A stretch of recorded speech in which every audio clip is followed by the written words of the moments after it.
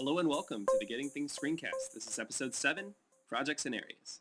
So far we've dealt with individual tasks within things. But what about groups of tasks that are related to one another, or tasks that are required to complete a larger task? Things answers these questions with projects and areas. Many new users struggle with the difference between a project and an area. Fundamentally, the biggest difference is that projects are finite, completable sets of tasks that accomplish a larger task. Areas are ongoing parts of your life that have tasks continually being added to them and are never complete. But there are differences beyond the fundamentals. Let's talk about a few of them. First, let's talk about projects. Projects are really a task with subtasks in a given order. Once all the subtasks have been completed or canceled, your project is complete. You can create a new project by going to File, New Project, or you can go into the Project Focus and hit the plus in the lower left, or you can do it this way by adding a new item and dragging it into projects. You'll see the list of active projects here, but you can also click here and see a more detailed view. Let's change this project.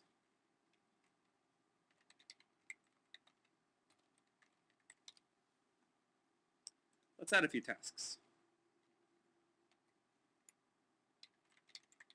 Tasks within things.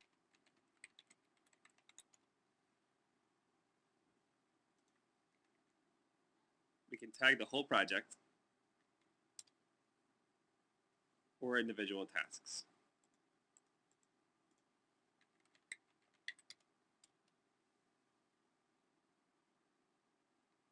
As we mentioned in the last podcast, you can make a project repeating by selecting Item, Make Repeating.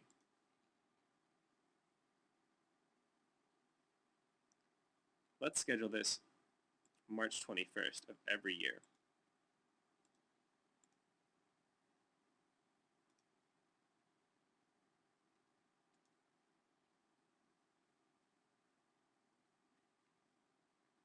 Now there are a few gotchas with tasks in projects. You cannot schedule for someday a sub-item within a project. You'll notice that you can't drag them there, but you can drag them to today. This will come in a future release of things, though.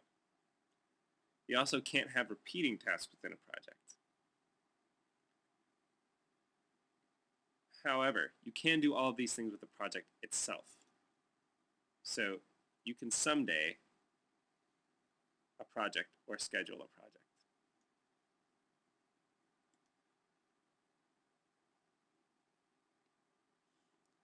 One of the big advantages is that right now, projects fully sync with the iPhone.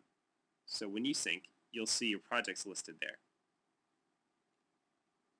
Alright, let's move on to areas. Areas are ongoing areas of responsibility that are never fully complete. You can create an area by going to File, New Area of Responsibility, or you can click on the plus in the lower left. Let me bring this up so you can see.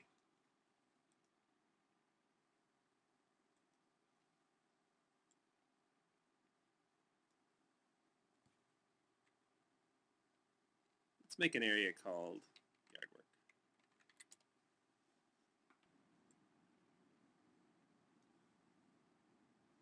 You can manage areas by clicking on the gears. This allows you to define tags. So, home. And reorder.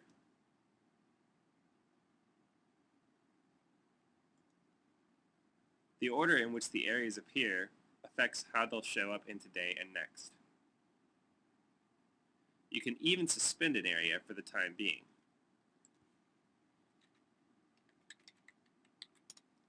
Let's put this in today, and then let's suspend this. You'll notice it's gone. and you'll notice that the area no longer appears. But when we unsuspend, it returns. This is very useful if you have a work area and you're going on vacation for a week. Any items in this area wouldn't show up on list of things until you turn suspension off. Alright, let's make a few tasks within yard work. We'll create a plain tasks.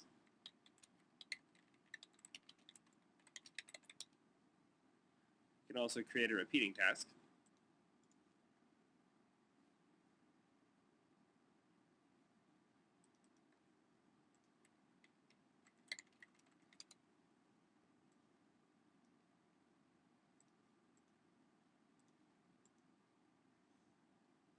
You can make a scheduled task.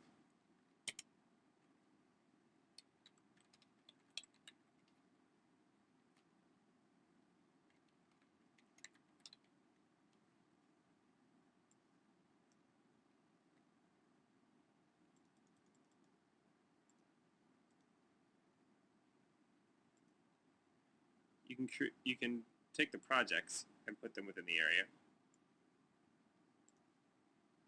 And you can even schedule the project that we created earlier.